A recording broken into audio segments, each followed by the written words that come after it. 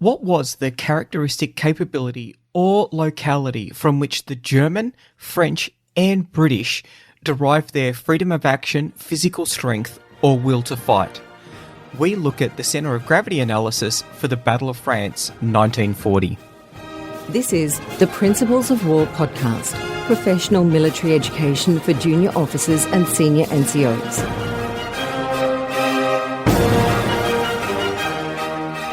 Ladies and gentlemen, welcome to episode 68 of the Principles of War podcast.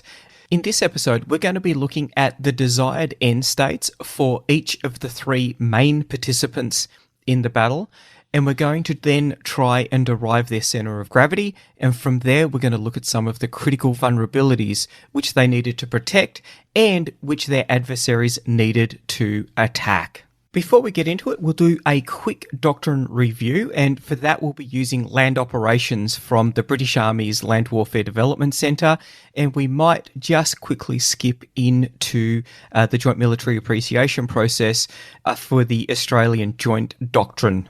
Before we become decisively engaged with the friction and the fog of war that is centre of gravity analysis, it's important to remember a couple of points. One, this is really to get you to start thinking about it. So I may not have the correct answer here, I probably don't, but the key thing is to get you thinking about what you think the centre of gravity would be. And then the second part of that is to see what critical vulnerabilities fall out of it. The real art of centre of gravity analysis and the indicator that you have done it successfully is that you come up with critical vulnerabilities that are going to deny the enemy their ability to achieve the end state that they are trying to achieve.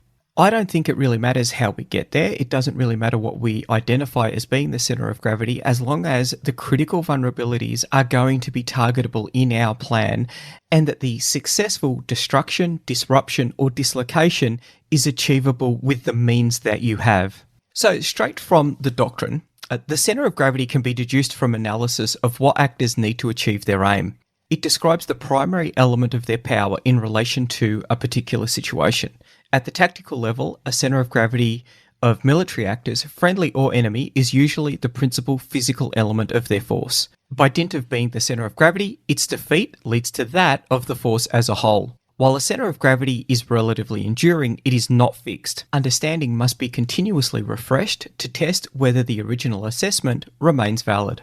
Critical capabilities, which are commonly expressed as a verb, describe what a centre of gravity can do that makes it so powerful. For example, a particular armoured formation may form the tactical centre of gravity of a force, which could be our own, an enemy's, or a partner's whose capacity we are building. Its critical capabilities in this example may that it can manoeuvre and strike in depth. Critical requirements are the resources or means which are essential to the realisation of critical capabilities.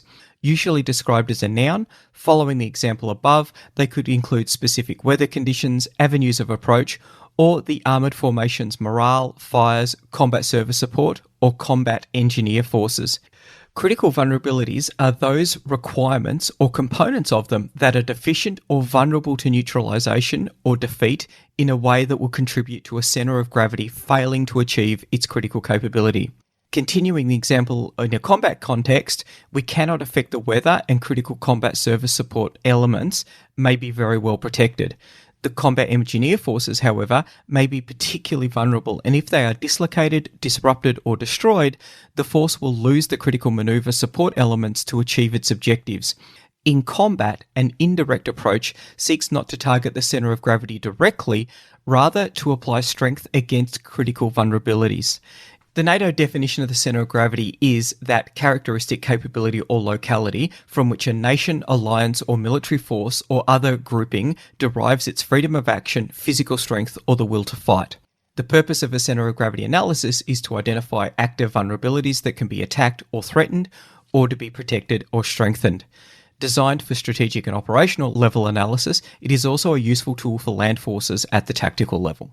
So that's the current NATO definition. The one I will just slip in there is the current Australian doctrine, the Joint Australian Doctrine, which defines the centre of gravity as being the primary entity that possesses the inherent capability to achieve an objective or the desired end state. The three that we're going to look at, German, French, and British, are all different for really interesting reasons. The British centre of gravity changes because of a desired end state. That change occurs on the 10th of May, when the Germans commence Fall Gelb. The German centre of gravity is really interesting because they're going to use an operational centre of gravity at a national strategic level.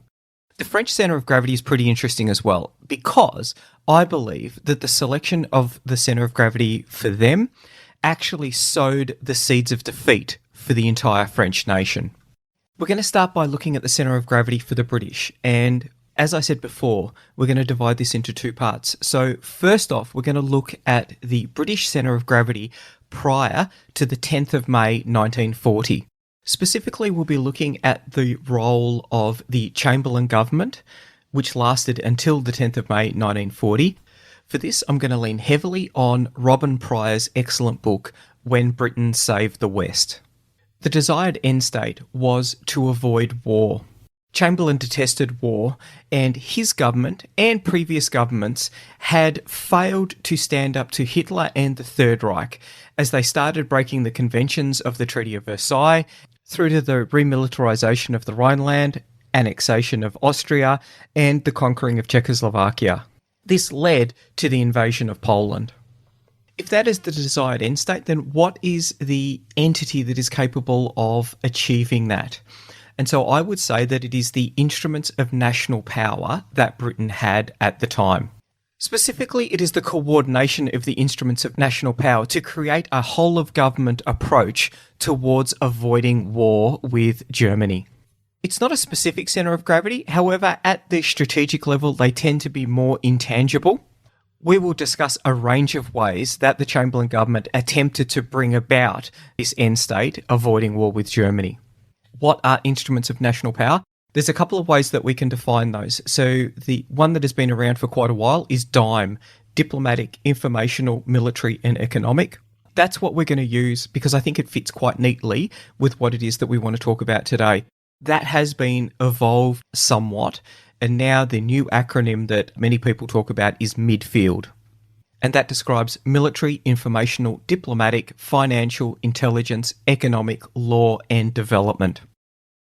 MIDFIELD is probably more appropriate for contemporary analysis of instruments of national power, but for what we want to talk about today, DIME is going to do just fine. Today, we're going to use definitions from a US Joint Doctrine Note 1/18 strategy because it gives a nice, succinct illustration of what each of these components are. So the diplomatic instrument. The essence of this is engagement, how a nation interacts with state or non-state actors, generally to secure some form of agreement that allows the conflicting parties to coexist peacefully. Two important considerations for any strategist contemplating economic action in pursuit of strategic ends are globalisation and the particular natures of individual state economies. The information instrument is about creating, exploiting and disrupting knowledge. A state or non-state actor generally benefits when it enjoys an information advantage over another party. Creating and exploiting that information advantage is the key to the employment of the information instrument in national security strategy. The infrastructure, capabilities and processes by which a state or non-state gathers, analyses, disseminates and exploits information are crucial, foundational and institutional dimensions of power. Communication, synchronization, and information activities are two primary effects created to achieve the state's strategic informational objectives. The essence of the military instrument is the use of force by one party in an attempt to impose its will on another. This use will entail applying force, threatening the application of force, or enabling other parties to apply force in furtherance of strategic ends. Force can be applied across a broad spectrum and in multiple forms. It can occur in any domain, land, maritime, air, space, and the informational environment to include cyberspace. Threat of force is used to compel an adversary to modify current behaviour or to shape future action. It works by deploying and posturing military capabilities and issuing warning statements that convey a decision to use force if one's conditions are not met. Force enabling entails increasing the capability of international partners to apply force and usually occurs in close coordination with the diplomatic and economic instruments. It can include providing weapons and material, training and education, joint combined exercises, foreign internal defence, and advisory missions. Security cooperation sets the conditions that prevent conflict, shape the security environment, compete for influence below the threshold of armed conflict, and prepare US forces to respond to contingencies. Security cooperation includes military engagements with foreign defence and security establishments, DoD-administered security assistance programs, combined exercises, international armaments cooperation, and information sharing and collaboration. Security cooperation programs and activities are normally integrated and synchronized with the other instruments of national power. The economic instrument focuses on furthering or constraining others' prosperity. Economic power is frequently considered the heart of national power. Whether the state has the economic power to pursue a particular strategy or whether the effort to attain a strategic end will consume too much of the state's economic power are crucial national strategy judgments. Few, if any, strategies' ends are worth putting the nation's economic power in jeopardy.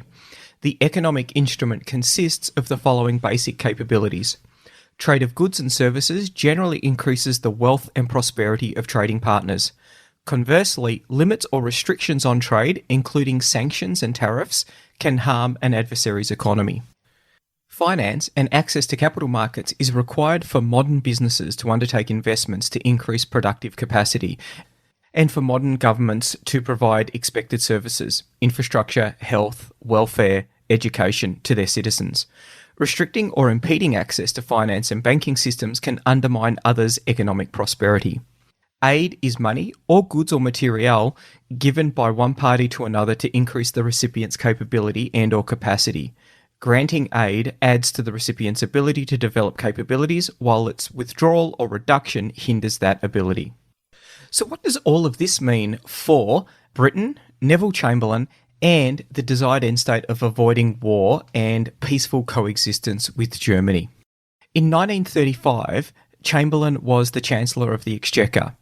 He had vetoed a proposal to build up 17 divisions which could have been dispatched to Europe on the outbreak of war. When he became the Prime Minister, he demanded cutbacks in the budget for the army, which meant that the best that it could achieve was delivering on capability for imperial policing. This meant that there would be no suitable troops that could be sent to Europe, even if it was requested by a European ally. After the Munich Agreement in September 1938, the French put increasing pressure on the British to increase their commitment. At that point, it was decided to increase the forces available to 6 regular divisions and 11 territorial divisions. In March 1939, when the Germans incorporated Czechoslovakia into the Reich, the number of territorial divisions was increased to 26. Whilst this increase in the number of divisions had been agreed and signed off on, they hadn't been manned. At the outbreak of war, it was agreed that there would be an army of 55 divisions. 14 of these would be provided by the Dominions. However, it would not be ready before 1942. This meant that the British would have little capability to influence French strategy, and this was something that Chamberlain was actually quite comfortable with. Robin Pryor discusses that the 1st of January 1940 was the 123rd day of the war. But since the twin declarations of war from France and Britain, very little had occurred in the West. In the East, of course, Poland had been wiped out by the German invasion, followed by the Russian invasion 16 days later. These twin invasions saw the end of Poland as an independent country. A war cabinet had been formed by Neville Chamberlain on the 3rd of September, so the invasion of Poland was the 1st of September. The only thing that he did that was a little bit surprising was to bring in Winston Churchill as the First Lord of the Admiralty. In the cabinet was Lord Halifax, who was the Secretary of State for Foreign Affairs, Sir John Simon, who was the Chancellor of the Exchequer, Leslie Hoare-Belisha, Minister for War, Sir Samuel Hoare, Lord Privy Seal, Sir Kingsley Wood, Secretary of State for Air, and Lord Chatfield, Minister for Coordination of Defence. Lastly, there was Lord Hankey, who was the Minister without portfolio. This was a cabinet that was full of appeasers. The declaration of war had only come about from pressure in the House of Commons. The question that troubled the War Cabinet was how were they going to prosecute the war? They had entered the war to fulfil their obligations under their treaty with Poland after it had been invaded. But what were they actually going to do, and what was the end state? It was clear at this point that they were still trying to avoid a war with Germany. When we think about the dime approach, there's a few avenues that are open to Chamberlain.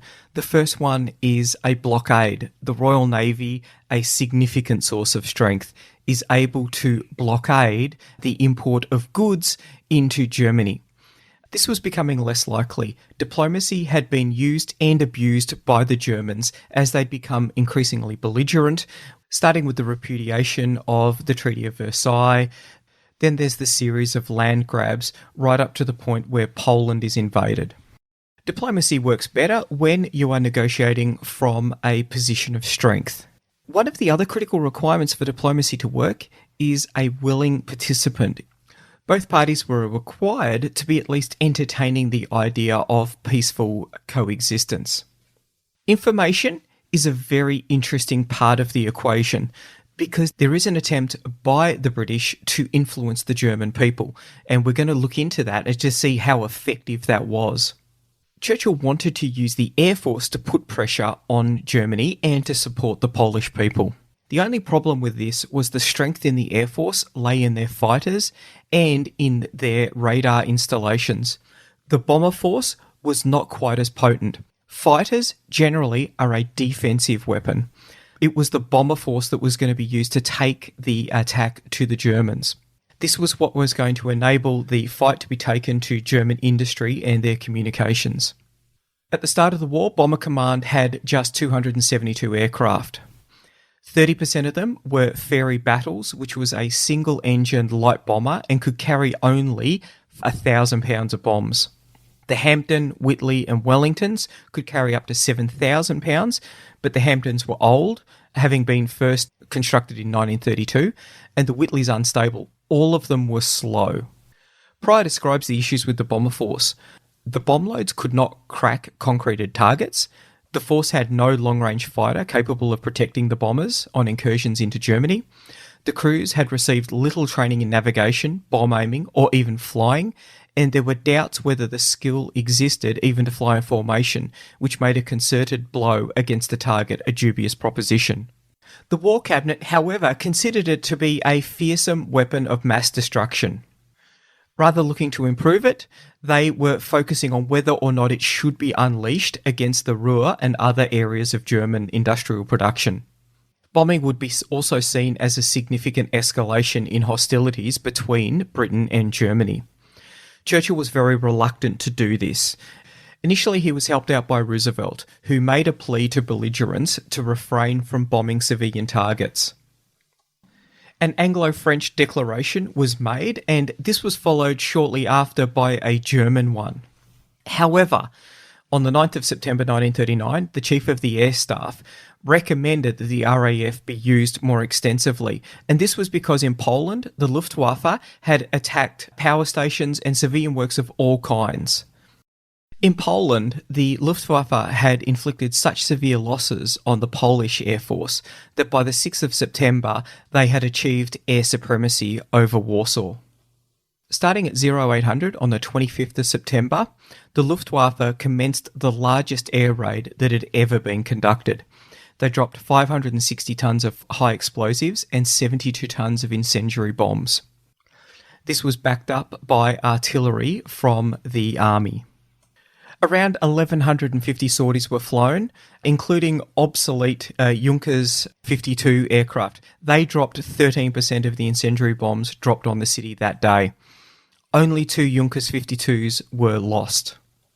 The day was called Black Monday, and it is estimated that between the artillery and the bombing, but somewhere between 20 and 25,000 civilians were killed.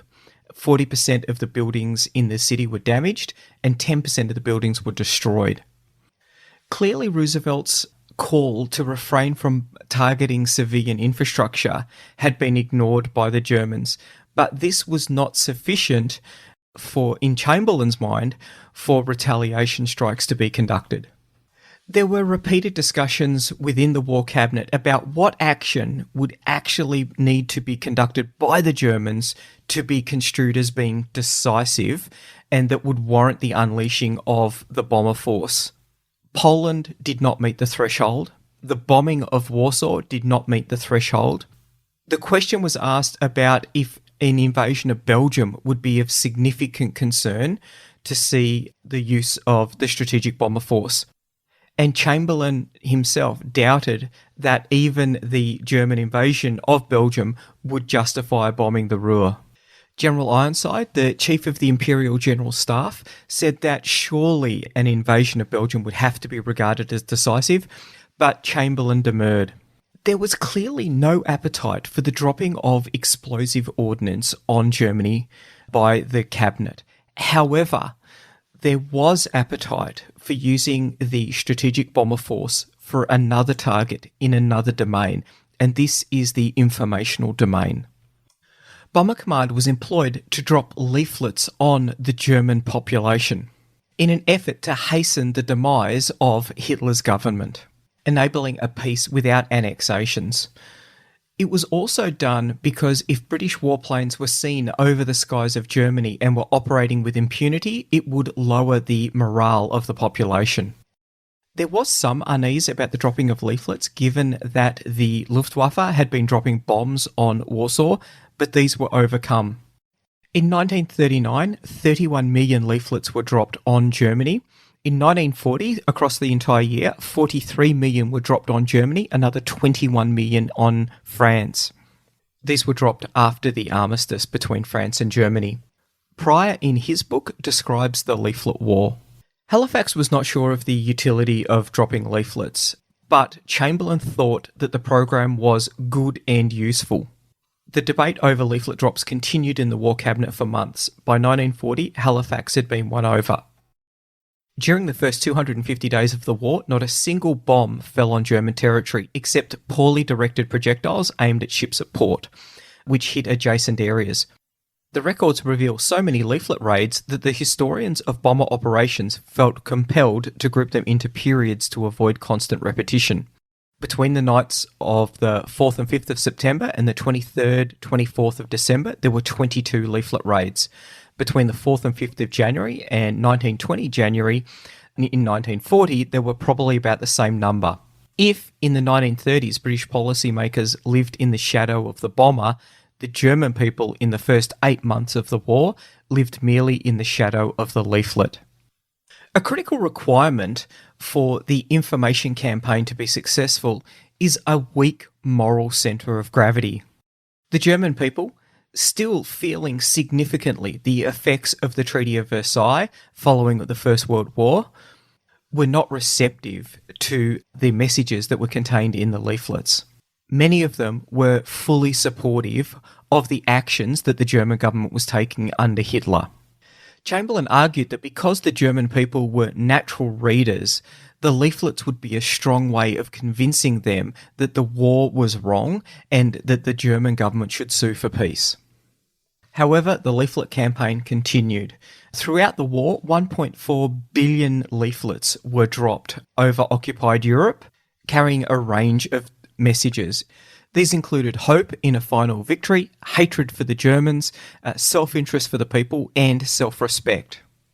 The British government looked to augment the effect of this information operation by coordinating a military/economic activity by one of the true sources of strength that the British had at their disposal, the Royal Navy.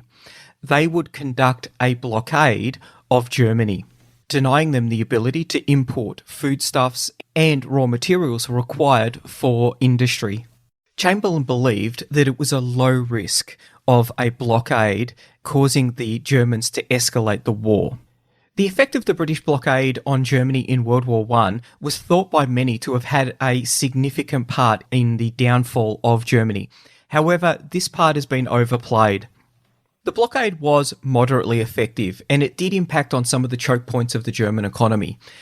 Significantly, oil was always a problem for the Germans.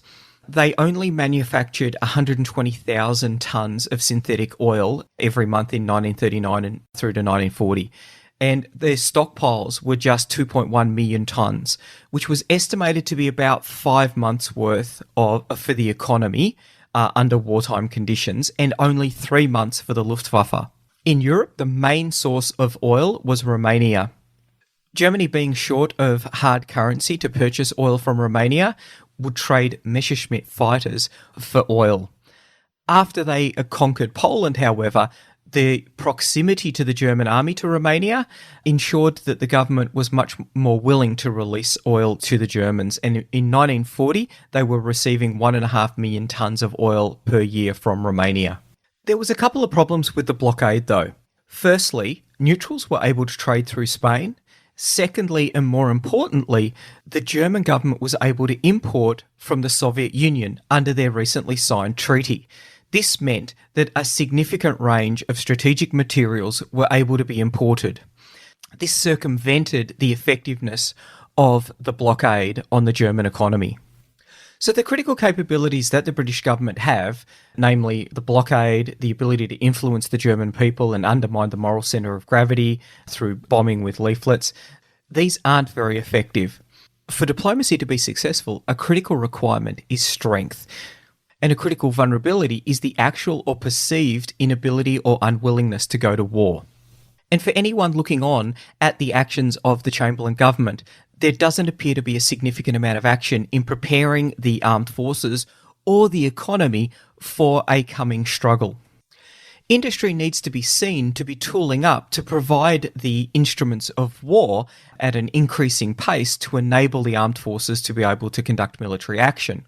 What was it that Chamberlain was doing to facilitate this? It turns out, not a lot. A number of acts were passed, the Emergency Powers Act, the Control of Employment and Conscription, and these gave the government significant control over the flow of labour, but these powers weren't used to their full effect. In fact, unemployment went up. The Minister of Labour in October 1939 stated that unemployment had risen from 1 million to 1.3 million. The Conscription Act had been passed, but in the first 8 months of the war, only an extra 500,000 personnel had gone into the armed services. The Navy had increased by 61,000, the Army by 465,000, and the Air Force by just 22,000 personnel. Increases in war materiel were mandated. Aircraft production would be increased by just under 40% to 2,300 per month, up from 1,500. And merchant ships would go from 1 million tonnes a year to 2 million tonnes. Now, these were good plans, but there was no actual mechanism to achieve those, and 2 committees reported that there was no hope of achieving the targets. Chamberlain retained the targets, but with no plan to achieve them. There were significant financial constraints on the increase in the armed services. The war expenditure was planned in 1939 to 1940 to increase from £580 million to £1 billion. However, expenditure in the First World War had been £2.5 billion per year. So this was nowhere near enough to be able to put the country on a war footing. Taxes were increased, but the increase in income tax that was going to be raised was only £146 million. John Maynard Keynes, a noted economist, wrote to the Times and stated, "I don't consider the new burden in the budget excessive. Quite the contrary. What strikes me about the budget is the utter futility of the old imposts to solve the problem. Even when pushed almost to the limits of endurance. Apart from the excess profits tax, the increased taxation comes in at less than 5% of our pre-war income." He thought that only a small fraction of the nation's wealth was being tapped for warlike purposes, and that as the number of people employed and the number of hours worked by those employed would increase, the budget would actually leave increased spending power in the hands of the general public. This is the exact opposite of what a war budget should achieve. And he described the proposals of the Chancellor as chicken feed to the dragons of war. It was a laissez-faire approach to managing a wartime economy. The issue that we have for the British government and for Chamberlain himself is the adherence to a desired end state that, whilst noble, was unachievable, and that is the avoidance of war. Throughout the 1930s, it was becoming increasingly clear that the Germans were becoming increasingly belligerent and less likely to kowtow to the wishes of other European nations. The adherence to that desired end state saw the selection of a centre of gravity, which is the instruments of national power, which was inappropriate and unable to achieve that desired end state. The avoidance of war precludes the use of the military in any meaningful role in deterring aggression from the German government. A misreading of the strength of the moral centre of gravity of the German population meant that there was hope that information campaigns may see a toppling of the German government and Hitler as its leader. Pressure on the German people, in concert with the blockade from the Royal Navy, was meant to ensure that the diplomatic actions would be seen by the Germans as providing a mechanism for them to back down. This was never going to be the case. Chamberlain hated war, and he hated the fact that he was being forced to act as a wartime Prime Minister. He actually thought about removing himself from office, but then decided against it because he thought that the war was nearly won. He thought that Hitler was close to a mental breakdown. He thought that the German population were close to rising up against Hitler. A series of peace feelers from a variety of sources confused the matter for Chamberlain and gave him hope that they were close to breaking the back of the German will. However, what he misread was the feelings that the German people had, particularly after the harsh impact of the Treaty of Versailles, and how well they responded to the policies of the Nazi government, particularly after they had been able to deliver military success in Poland. Churchill understood the threat that Hitler, Nazism, and the Wehrmacht represented to all of Europe. Robin Pryor goes on to say that Chamberlain was therefore only waging total war in the sense that his misreading of the German people and the Nazi regime was total. The half-hearted war was in this reading not only pathetic, it was dangerous. By not fully mobilising the vast war potential possessed by Britain in order to fight the deadliest foe that it had ever confronted, by adopting a strategy of wait and see and an economic policy of laissez-faire, the Chamberlain government was conceding to Hitler and the military initiative and allowing Germany to remedy deficiencies in its war economy. The longer the phony war persisted, the greater the danger to Britain. As it happened, the first existential threat to the continuation of the British state as a liberal democracy was the Chamberlain government itself. Once it became apparent for everyone in the government that the desired end state of avoiding a war at any cost was now impractical, there was a change of government.